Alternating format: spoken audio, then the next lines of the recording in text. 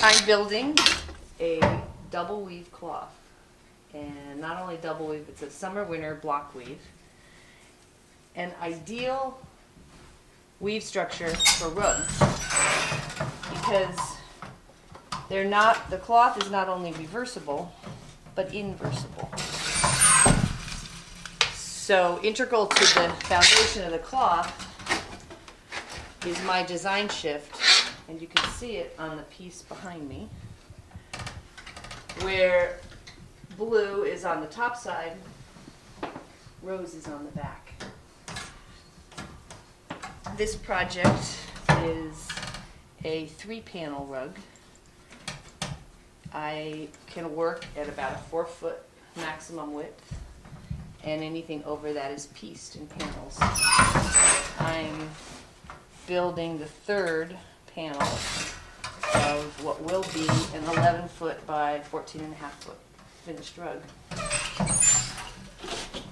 And each of these picks, you can see as I build the cloth, these are my design threads. So I'm treadling this. My feet are quite active. These are my ground.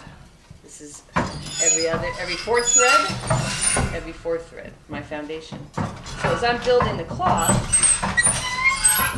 on my foundation, and this is this foundation shed, I'll start with my white. What I'm throwing is 2 threads of weft of wool in each shed, and I straightened those wefts because as a flat weave, the finished cloth will have no knots and no twisted threads, so it will be a true flat weave. This bubbling is critical to allow enough slack to cover my linen warp. Now the blue. Same thing, I am making sure there's no twists in my weft. I'm in the same ground foundation, bubbling,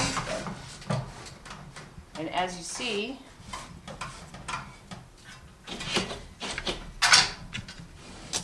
blue, white on the top, blue, and the reverse on the inverse of the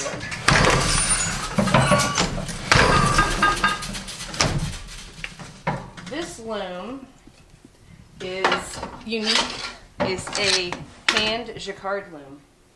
The mechanism, the Jacquard mechanism, which is above my head, is a cast iron, very clever mechanism developed by Jean-Marie Jacquard in France in the late 1700s. This actual mechanism is over 200 years old, off of a power loom in South Carolina. It is designed to work on a power loom, so it's designed to work much faster than I can do. And we've married it to a hand loom, which allows me to have the design locked into the loom and frees me up to paint with the color of my weft. So you can see the graphic here. This graphic is correlating with punch cards on the Jacquard. Each punch card, each hole punched, I have a possibility of 108 holes, which corresponds to each of my design threads. I have each of these yellow threads correspond to a potential hole punched in the card. So once I have worked out my graphic, I am now marching through my cards. It's in a long chain. In this particular pattern, it's quite a few changes. From end to end is 160 cards. So I then march through my chain And as my graphic is locked into the loom, I am freed up to work with the color. And really, these shuttles allow me to paint my palette. And in this particular design, my palette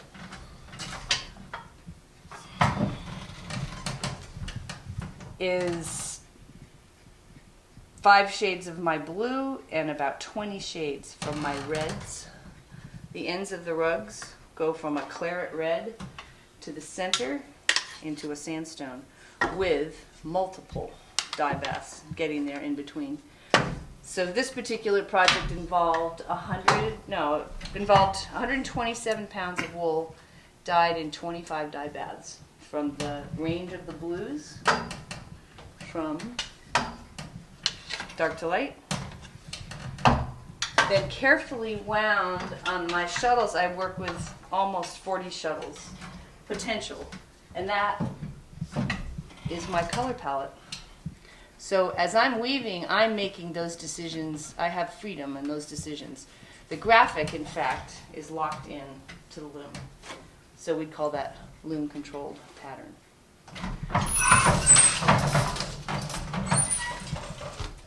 Gotta keep my balance on the treadles. The design of this loom is ergonomically very correct. I'm standing on my treadles. So instead of sitting and lifting, I'm standing and shifting my body weight, which allows me to work on the loom with no back troubles.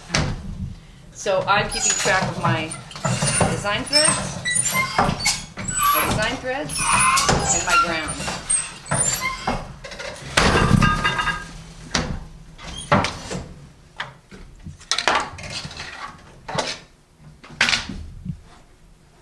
And after 40 years, or within the 40 years that I've been weaving, I haven't lost the fascination of threads becoming cloth.